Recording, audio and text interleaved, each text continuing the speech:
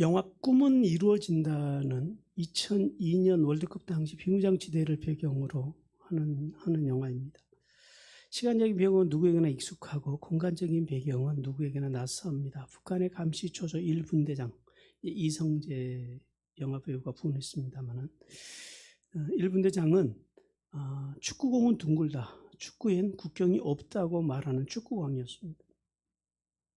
어느 날 야간 수색을 하던 1분대원은 멧돼지를 쫓다가 국군과 마주칩니다. 서로 총을 겨누던 북한군과 국군은 함께 멧돼지 바베큐를 즐기며 경계를 풉니다.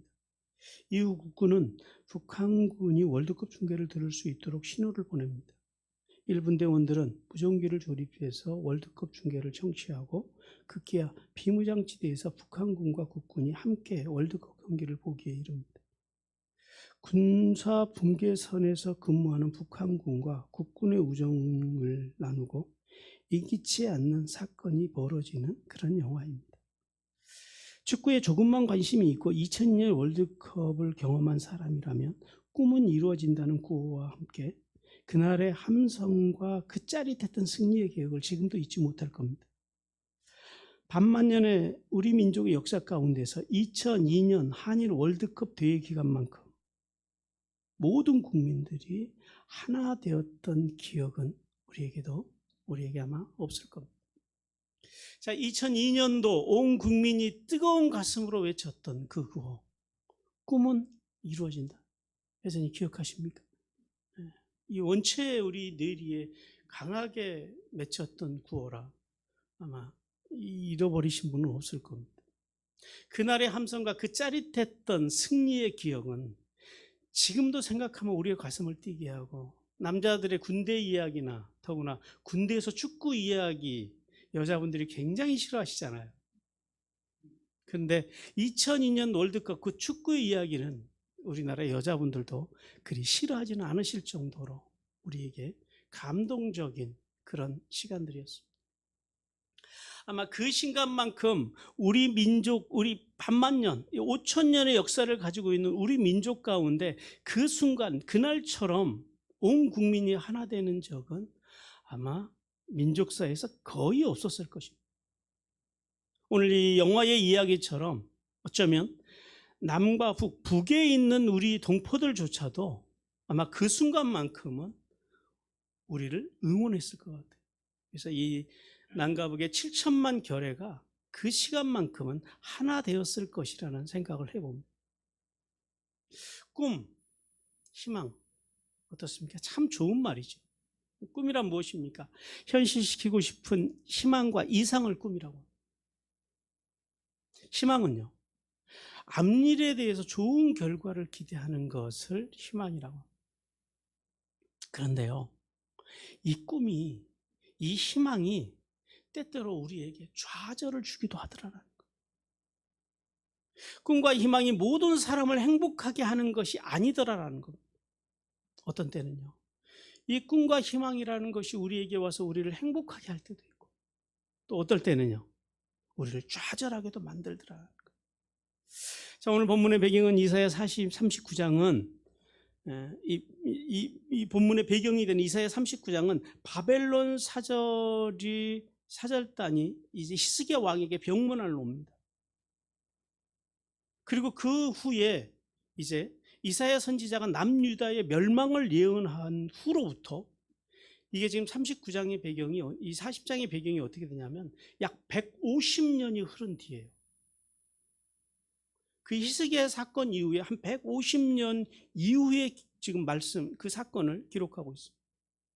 그럼 도대체 그 사이에 무슨 일이 있었길래 주님께서 오늘 이렇게 하나님의 백성들을 향해서 위로하셔야 될 만큼 백성들이 지금 비참한 지경에 있느냐라는 거예요.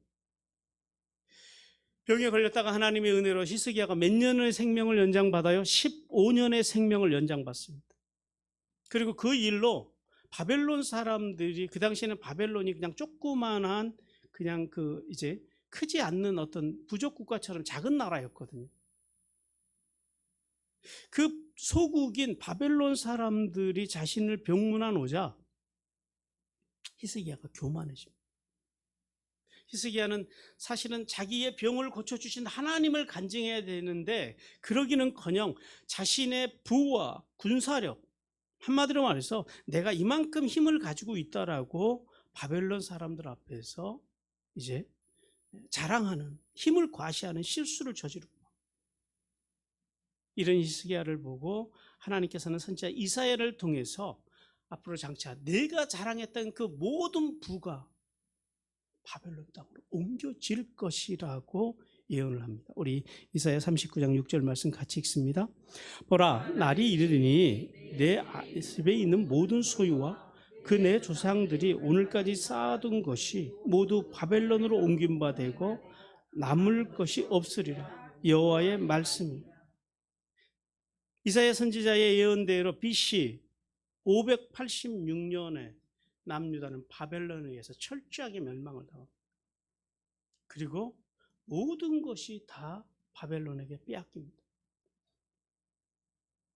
유다 백성들은 바벨론의 포로로 끌려가서 이국 땅에서 이제 너희가 이 땅에서 70년을 채워야지 고국으로 돌아갈 수 있다고 하는 그 에레미야 선지자의 예언을, 그 예언이 이루어지기를 소망하며 하루하루를 첫날과 같이 견디며 살아가고 있었어요. 우리 에레미야 25장 11절 같이 읽습니다. 이 모든 땅이 폐허가 되어 놀랄 일이 될 것이며 이 민족은 70년 동안 바벨론의 왕을 섬기리라. 여러분, 우리가 오늘 읽은 이 본문은 지금 이 상황, 70년을 기다리는 이 절망 속에서 살아가고 있는 그 백성들을 향한 하나님의 메시지가 오늘 본문입니다. 한때는요, 하나님의 언약을 받은 선민으로서 그들이 잘 나가던 때도 있었습니다. 지금은요, 바벨론의 포로가 돼서 그들은 어떤 인생을 살아가고 있냐면 벌레와 같은 인생을 살아가고 있다라는 거예요.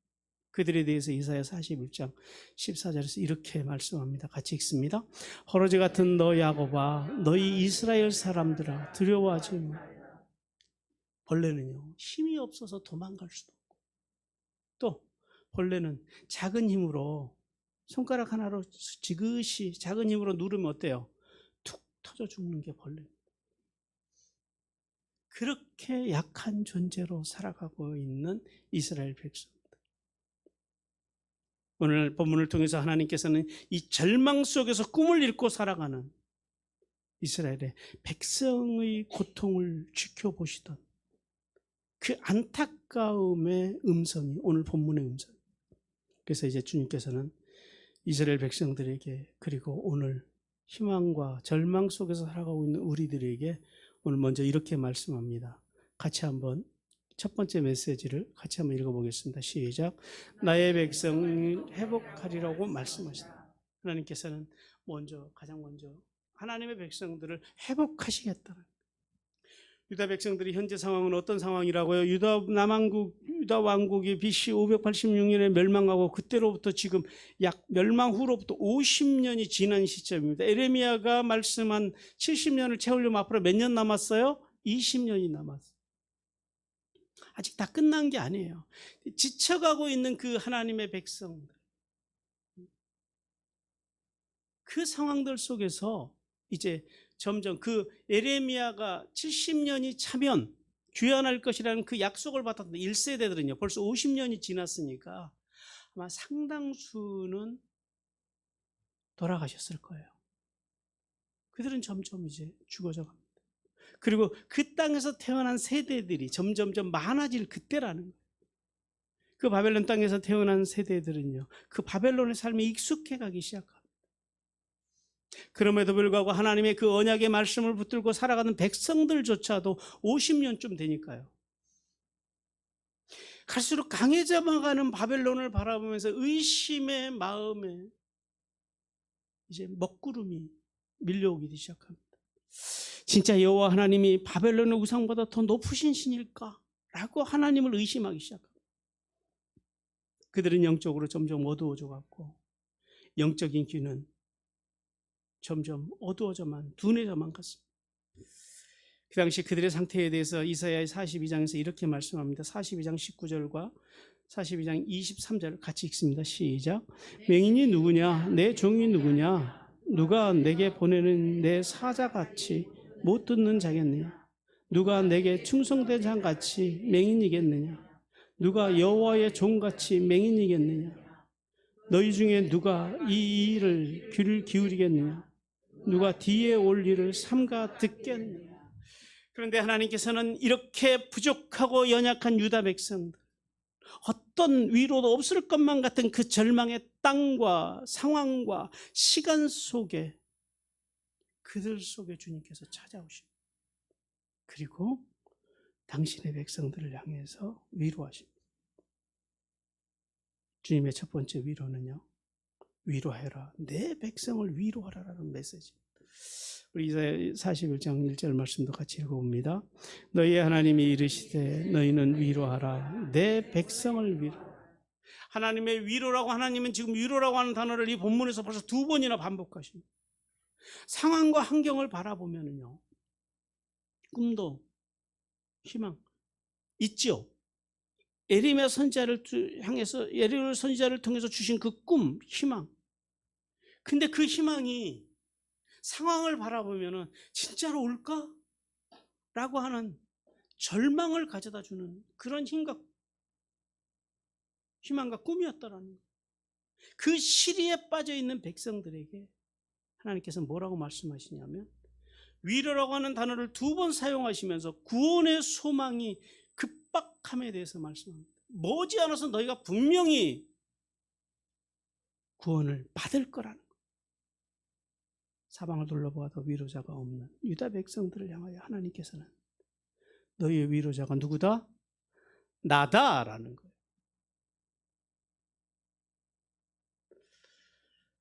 그러면 왜 하나님께서는 이 유다 백성들에게, 우리가 어찌 보면 제대로 자격도 없는 저들에게 지금 위로를 베풀고 계실까요? 이유는 다른 데 있지 않습니다. 그들이 대단해서도 아니고 그들이 신앙 안에서 살아서도 아닙니다. 단지 뭐냐면 이거예요. 그들의 조상 아브라함과 이삭과 야곱과 맺었던 언약. 근데 그 언약이 어떤 언약이에요? 사랑의 언약 때문이죠. 그러므로 참된 하나님의 위로를 누릴 수 있는 사람은 어떤 사람들이 누려요? 하나님의 그 언약 속에 있는 사람이 하나님의 위로를 누릴 수 있게 되더라라는 거예요. 그리고 2번째는, 그러면 하나님께서 이제 어떻게 위로하시겠다고 말씀하십니까? 2절 상반절만 같이 읽어봅니다. 시작. 너희는 예루살렘의 마음에 닿도록 말하며 그것에게 외치라. 하나님께서 예루살렘의 마음에 닿도록 말하라고 말씀합니다. 이 말씀을 직역하면 이렇게 돼요. 너희들은 예루살렘의 마음에다 말하라는 거예요. 어디다 말하라고요? 마음에다 말하라.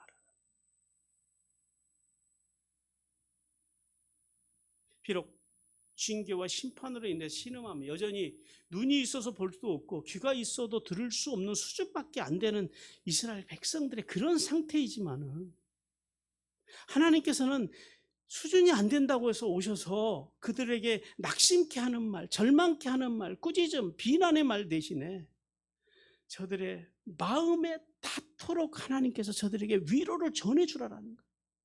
위로를 전하시겠다라는 거예요. 그리고 회복을 전해주시겠다. 회복의 말씀을 전해주시겠다.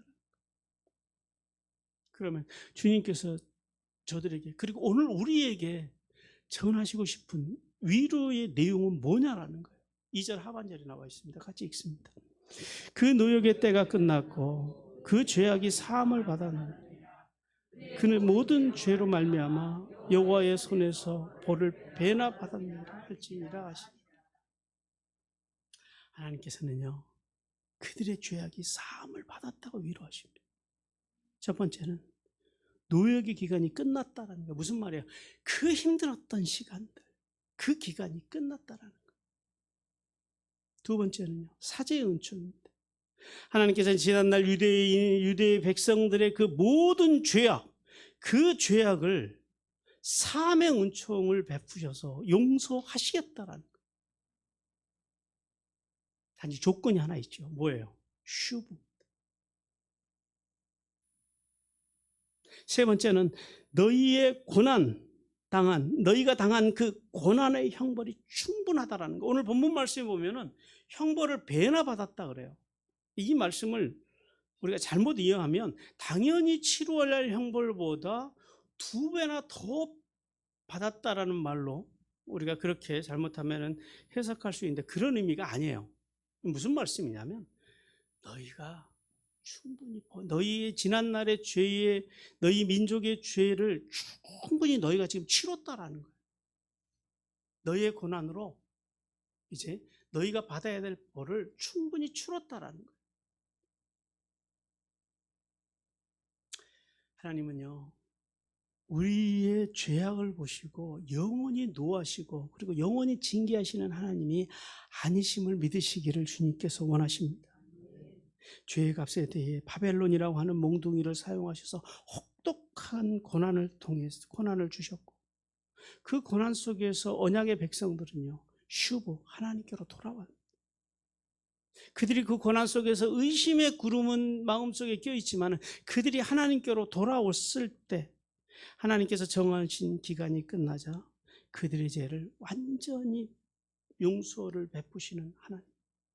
그 하나님이 오늘 여러분의 하나님, 저의 하나님이라는 사실을 믿으라고 주님께서 말씀하십니다.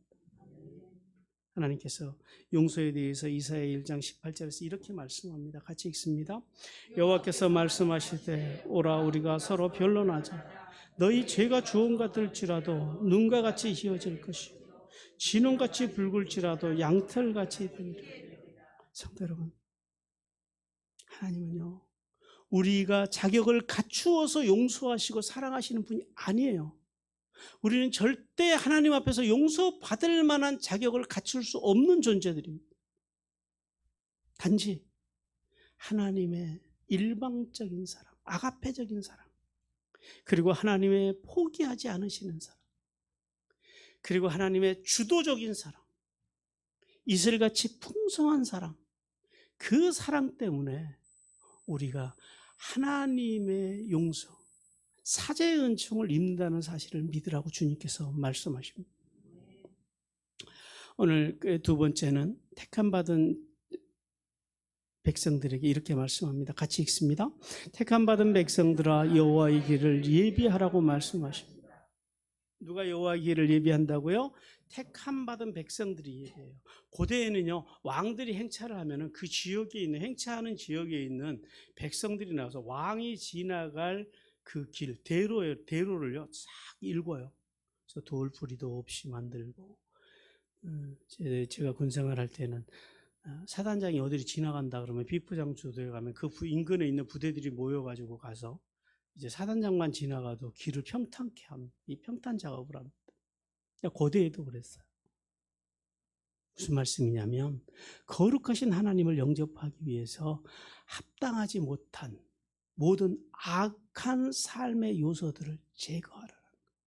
어디에서요? 우리의 마음에서, 우리의 생각에서, 우리의 언어에서, 우리의 행동에서, 우리의 인격에서,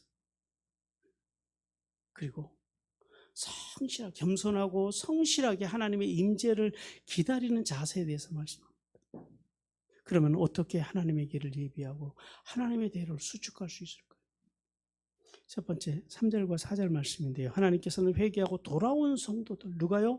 회개하고 돌아온 성도들이 하나님의 대로를 평탄하게 할 수 있다라고 말씀합니다. 우리 3절과 4절 같이 읽어봅니다. 시작. 외치는 자의 소리에 이르되 너희는 광야에서 여호와의 길을 예비하라. 사막에서 우리 하나님의 대로를 평탄하게 하라. 골짜기마다 도두어지며 산마다 언덕마다 낮아지며 고르지 무언이한 평탄한 곳이 되며 험한 곳이 평지가 될 것이다. 우리가 어떻게 대로를 만들 수 있다고요? 사실은 우리가 할 수 있는 게 아니에요.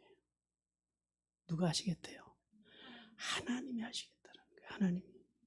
첫 번째 3절 말씀에서 뭐라 그래요? 골짜기마다 도두어지며, 이게 무슨 말씀이냐면 골짜기라고 하는 움푹 패인 계곡을 이야기하고요. 도두어졌다라는 것은 뭐냐면 무언가를 이렇게 들어 올리는, 그러니까 아래에 있던 것을 들어 올리는 것을 의미하는 거예요.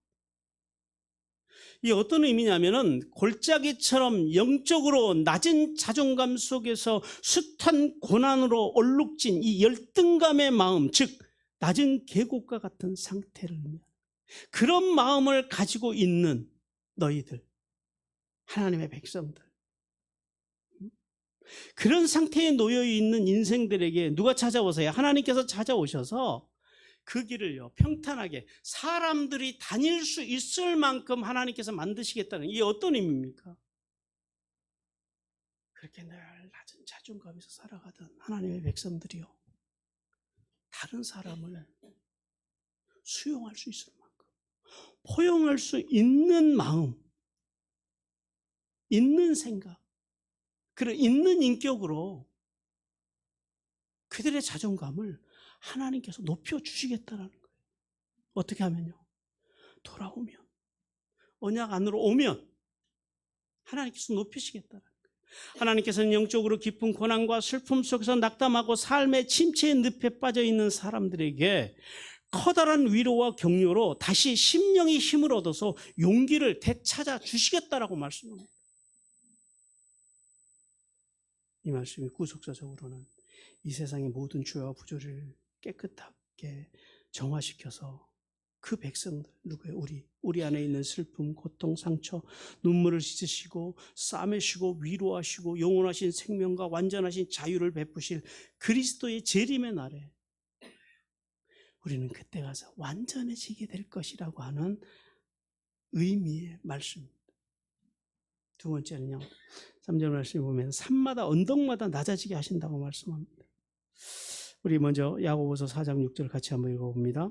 그러나 더욱 큰 은혜를 주시나니 그러므로 일렀으되 하나님이 교만한 자를 물리치시고 겸손한 자에게 은혜를 주신다 하여.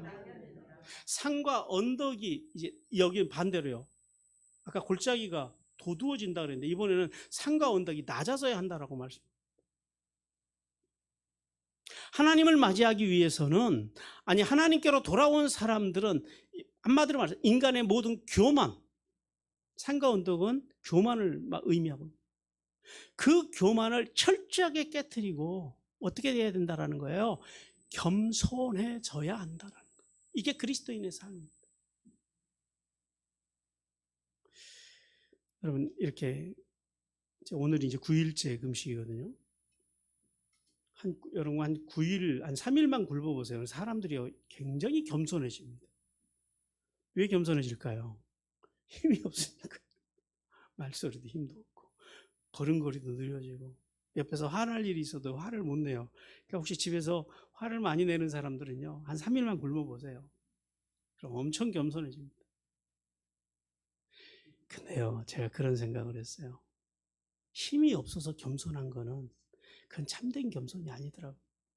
그건 되려 어떻게 보면은 마땅히 선택할 단어가 없어서 그렇게 선택을 해봤습니다만은 그냥 힘이 없으니까 비굴에 가까운 겸손이에요. 뭐가 있어야지 뭐 자기가 화를 내든지 하죠. 아무것도 없는데. 진짜 겸손이 뭔지 아세요? 힘을 갖고 능력을 갖고 낮아질 수 있는 것. 이게 겸손이더라고요. 힘이 없는 사람의 겸손은 그건 겸손이라고 말하지 않아요. 겸손을 가장한, 비굴이라고 하기에는 사실 좀 그렇고 마땅히 선택할 단어가 생각이 안 나서 제가 이제 그 단어를 끌어 쓰긴 했습니다만, 여러분이 가지고 있는 힘, 능력, 그게 겸손이에요. 나누고 베풀고 밥 사주고 내가 가진 것을 가지고, 그것이 비록 적어도 적은 것을 가지고 많은 사람처럼, 그게 참된 겸손이고, 하여튼 교회에서 밥 사는 분이 어른입니다. 농담이고요. 그래서 또 막 서로 밥 사려고 하지 마시고요.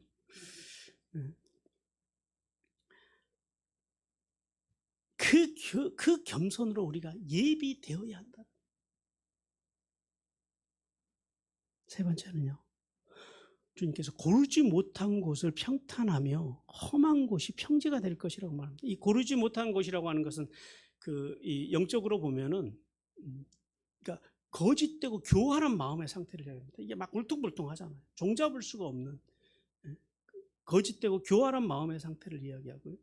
험한 곳이라고 하는 것은 뭐냐면 여러 산들이 모여 있는 그 험한 골짜기를 말하는 거예요. 여러 산들이 막 험한 산들이 모여 있으니까요. 사람들이 지나가기가 얼마나 힘들겠습니까? 그런 상태를 이야기해요.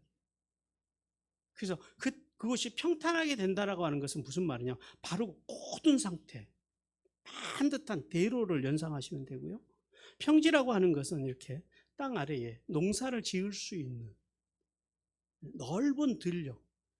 우리나라에서 지평선을 볼 수 있는 곳이 저 김제지요. 김제가 고향이신 우리 집사님도 한 분 계시는데요.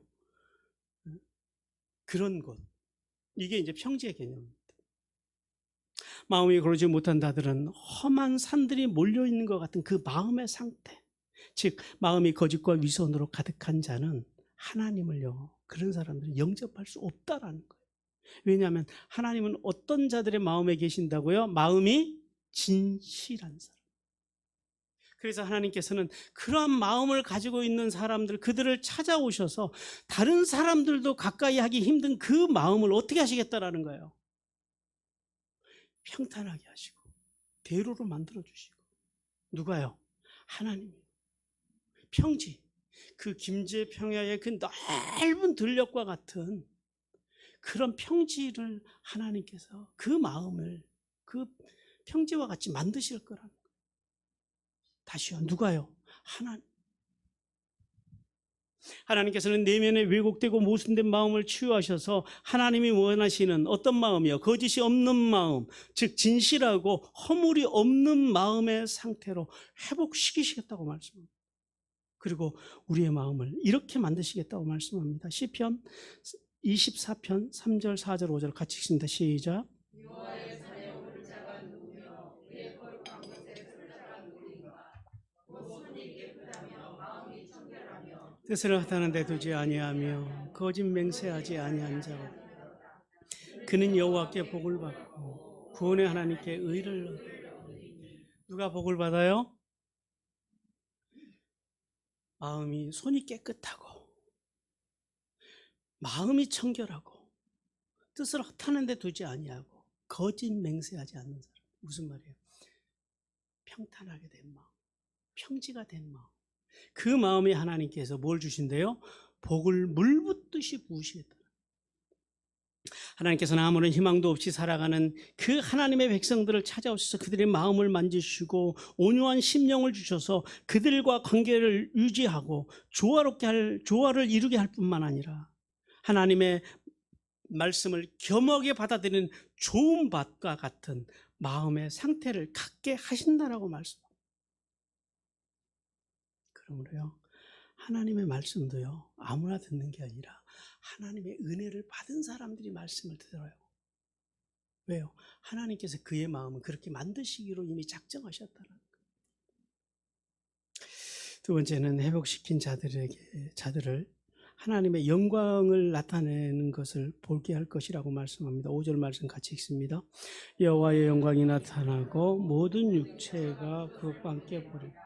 이는 여호와의 입의 말씀. 이 말씀은 유다 백성들이 바벨론 포로에서 해방이 되어 유대 땅으로 귀환하여 하나님을 섬기게 될 것이라고 하는 예언입니다. 그리고 또 한 가지 구속사적인 의미도 있는데요. 우리 요한복음 1장 14절 같이 읽습니다. 말씀이 육신이 되어 우리 가운데 거하심에 우리가 그 영광을 보니 아버지의 독생자의 영광이요 은혜와 진리가 충만하더라. 구속사적으로는 장차 하나님의 백성들이 예수 그리스도의 성육신과 그 구원 사역으로 하나님의 영광을 보게 될 것이라는 말씀을 의미합니다. 그리고 이제 세 번째 메시지입니다. 우리 같이 한번 읽어봅니다. 영원하신 하나님의 말씀이 소망이다. 뭐가 소망이라고요? 하나님의 말씀이 소망. 자, 왜 소망인지 한번 우리 하나님의 말씀을 들어보시자고요. 먼저 6절 말씀에서 하나님께서 육체에 대해서 이렇게 말씀합니다. 육체는 불이다. 그러므로 무력하고 무상한 인생을 의지하지 말라라고 말씀합니다. 6절 말씀 같이 읽어봅니다.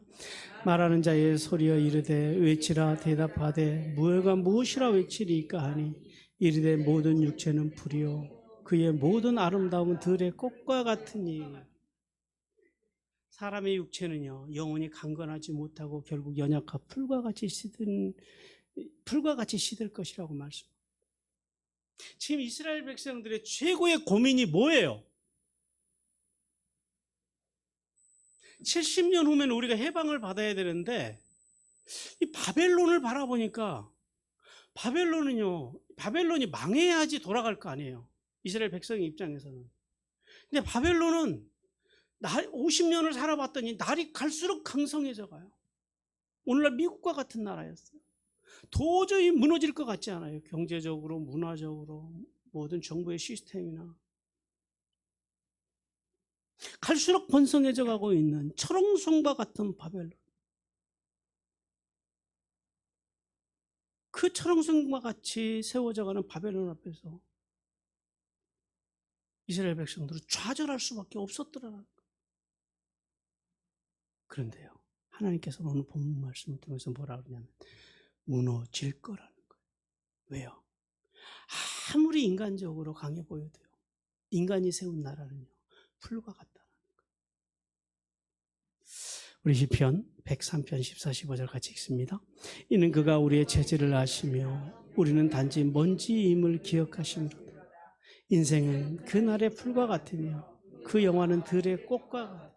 이것이 인간의 삶, 인간의 특징이에요. 인간이 세운 나라들의 특징이에요.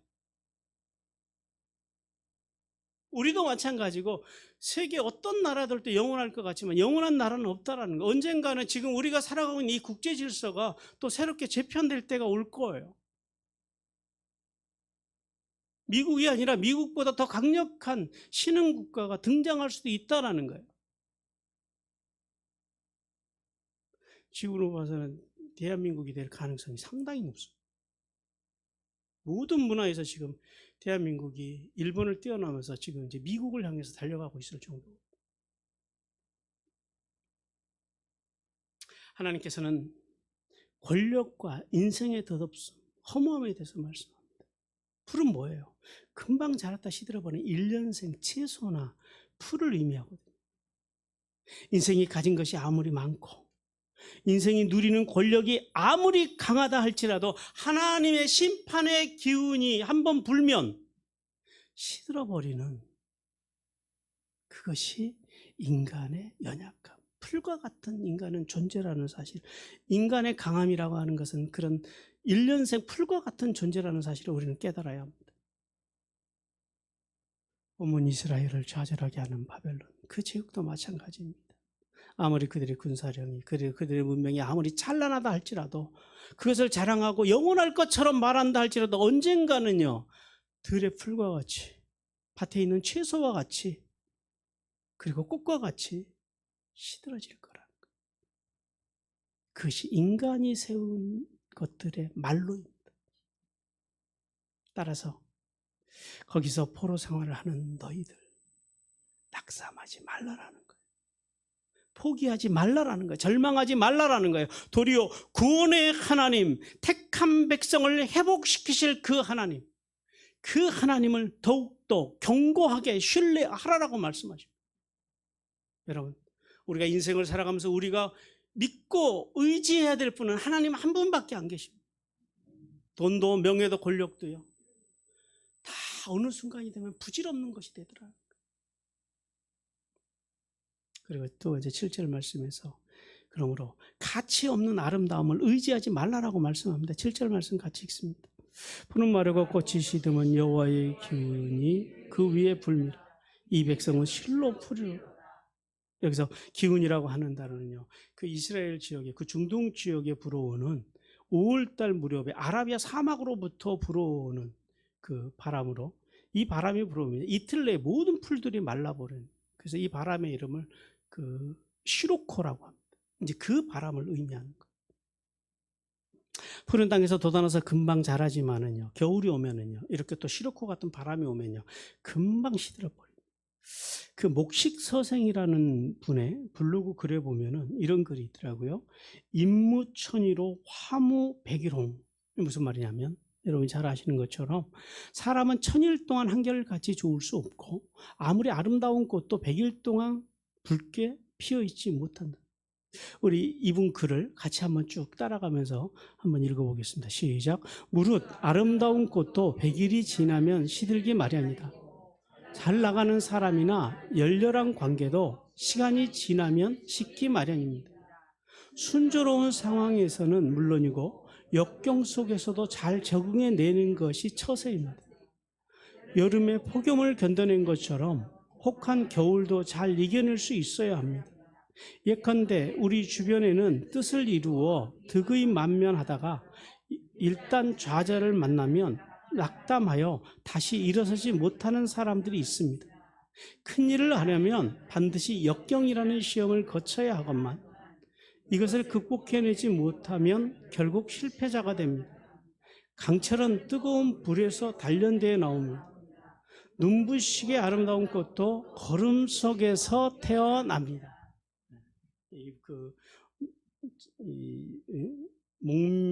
목식 서생이라고 하는 분의 블로그에 있는 글을 제가 보았습니다. 이러한 자연의 법칙은 다 하나님께서 정하신 것으로 인간이 바꿀 수는 없습니다. 마찬가지로 인생도 하나님이 세우신 모든 것, 심지어는 바벨론과 같이 막강한 거대한 제국 역시도 그 자체가 화려하고 찬란함을 자랑하기도 하지만 영원하신 하나님 앞에서 허무하고 덧없는 존재라는 거예요. 하나님께서 한번 불기만 하면 그 권능 앞에서 세력을 잃고 시들어져 가는 것이 인생입니다. 그러므로 구원받은 하나님의 백성들은 자신의 초라함, 연약함, 여러분 이런 것들 때문에 결코 주눅들지 마시기를 바랍니다.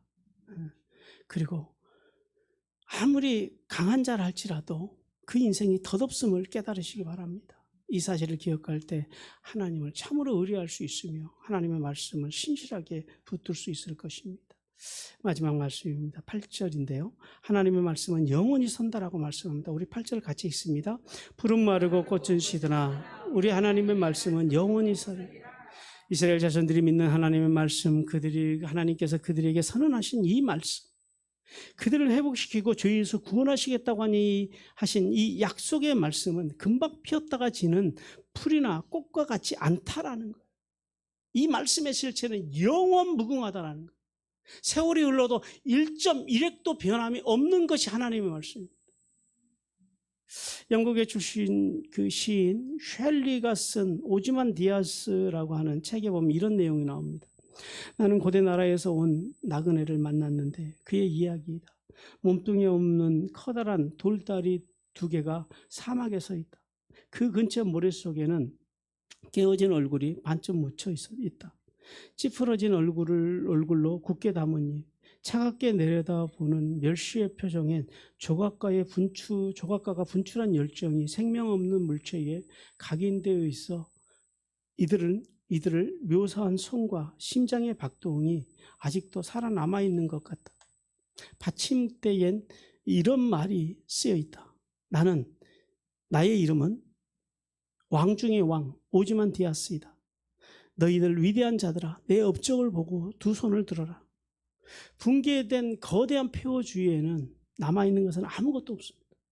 적막하고 솟은 것도 없이 평평하게 끝없이 뻗어있는 텅 빈 사막 밖에는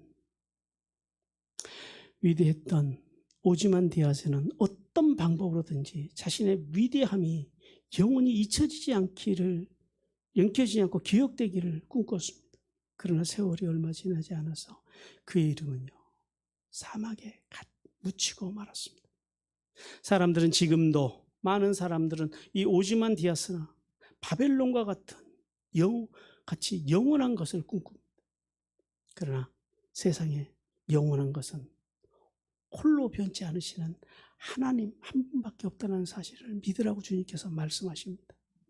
그리고 이 땅에서 영원한 것은 하나님의 말씀과 하나님의 사랑뿐임을 기억하시기를 바랍니다.